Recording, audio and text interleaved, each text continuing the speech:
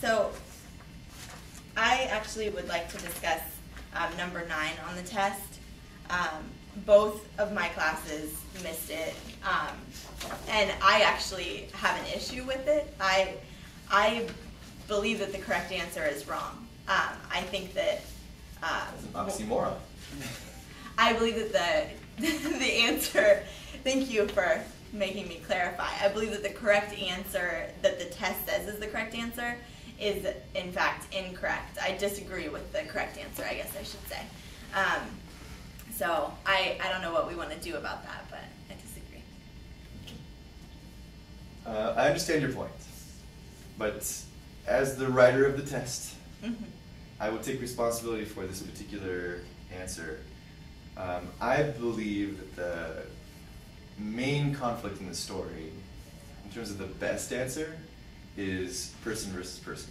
Because we defined conflict with our students as a struggle between opposing forces. And within this excerpt, the opposing forces, to me, is mostly the conflict between Susan and her brother, because they are the ones who are butting heads over what the role of women should be in society. There is this overarching societal conflict as well, but that's sort of implied and coming up next once they get to DC. But in this excerpt, I thought it was focused more on the person versus person.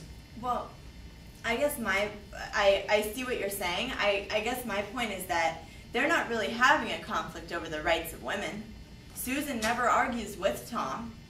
All she wants to do is look at the newspaper. And what Tom's doing is, you can see in the first paragraph, she was eager to see what was happening in the news, but the family's rule was that her brother was allowed to read it first. So he's really enforcing this family rule that is a family rule because it's a societal mindset. So a person versus society conflict, what we taught is that it's a person fighting against a widespread mindset and a belief that the society holds. And I think that's what's happening here, is that Tom's only thinking that way and enforcing the rule because of the society in which he lives. So I agree with Ms. Pillen, actually, because we really spent a lot of time in class focusing on ultimate causes, not just or also our ultimate conflicts. Like, what is the real conflict? What's really going on here? And we're really encouraging our students to be close readers, and we want them to understand what's going on in the text and what people are really talking about. Because sometimes there's stuff going on that is, it's levels. And I think this is a great example. There's 2 levels, there's 2 conflicts here. And I think really, just the fact that I think 80% of my students picked answer C, person versus society, well, I think only 14% put the answer which you agreed with, which was person versus person. So we're teaching democracy in history. I would actually like to hear your sort of response to what I said about it being greater than Susan and Tom are arguing over this issue about women's rights. Would you like to interject first? I think I understand both points. When I talked to my class about it, a lot of my class missed it too. I have like 17% got it right in one and 24% on the other, and they also chose person versus society. Basically, what I was getting out of the reading was I was thinking it was a little more surface, like they were being more analytical because I can see actually both. It looks to me like there's 2 conflicts, like it's a person versus person because it's those 2 characters in that story. And it was only those 2 actual physical characters taking any type of action in that story. And that's kind of what I saw, was that kind of a superficial conflict. But it was really, in my opinion, there was another conflict that was the person versus the society. And it talks about it with the family, and it also talks about it towards the end with the protest and the sister wanting to go, Susan wanting to go to the protest. So I see both points, I guess, is what I'm trying to say. My response to what you said is a question, actually, which I'll pose to all 3 of you.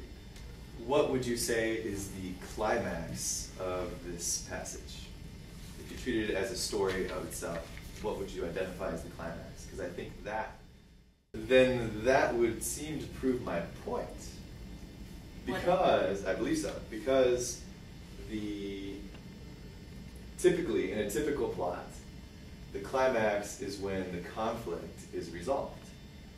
So if the resolution of the conflict is when she decides to go to Washington against, that's signaling the end of her arguing with her brother. So the end of the conflict is when she's no longer arguing with her brother, implying that the conflict was her arguing with her brother. Thus, a person versus person conflict. I see your point about the climax being the solution, the resolution of the problem. I would like to see you point out evidence of them arguing in this passage. She wants to see the newspaper. He says she thinks to herself, it's the family's rule that I can't do it. She says, let me see. He pulls it back. There's no real argument here. I just don't know where they're arguing. Could you point out evidence? I certainly can. Okay. First, Thomas is using argumentative wording. He says these idiotic women are still protesting in front of the White House. She reaches for the paper. He says, no, you got to finish your chores first. And it says Susan fumed. And if she's fuming, she must be upset. Let's think about the setting here. This takes place in 1917.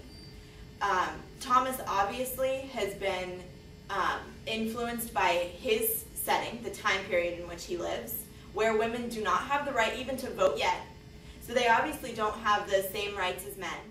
So that the setting definitely affects the conflict here, because she's fighting against the societal mindset that existed in 1917, unlike it exists today. There isn't that societal mindset today. At least it's not this staggering, I guess. So that's my point. Well, I'd also actually like to point out as well the fact that really this doesn't really finish the conflict between her and her brother. We don't know what's going on with Susan and Tom, really. We don't understand what happens when she gets back from Washington. We have no idea. That's all outside of the story. This conflict, the climax of the story is her choosing to take part in the society's argument. Her choosing to join this discourse in society between these people protesting the government or the White House. So I think really even the climax of the story itself lends itself to thinking about society at large. Washington, the capital, the fact that she's going to participate in this protest. Argument. I'd also like to point out that after she says she fumed, her brother was also always trying to make her feel inferior. As she washed the dishes, she thought about how different their lives were, just because he was a man and she was a woman. So her conflict is starting to become her own, inside her own head, about the society that she's living in with her brother. So I think right there is a turning point in this story, because... The person versus self, then. Well, it's... Yeah, I think I got something different from it as well when I read it. Because as I read it and I got to the very end, I started thinking about person versus society, and then I thought that there isn't, she isn't conflicted. She's going. That's kind of what I got from it. It seemed to me like when you're talking about the conflict, when it said, let me see, and, she tried to grab for it, he took it back. To me, that was a struggle, and that was a conflict. And ultimately, that felt resolved by the end of the story. Well, I would like to point out the fact that the four of us are kind of deadlocked on this, actually. The fact that, I want to go back to the fact that our students, about 80% of them chose person versus society, agreeing with Ms. Pillin and myself. And the fact that, well, we covered the graph, but the fact that we use that 80% benchmark as a mastery, as an understanding of our students got this concept. I think they got this concept. They understood the conflict. Person versus society, 80% of them agreed on this. I think the fact that we're deadlocked makes me lean even more on this fact that 80% of them chose, answer C, person versus society. And 80% is our benchmark for mastery. I mean, I think that's not a coincidence. That's destiny. It's destiny. But Okay. I think that what's important is not the answer.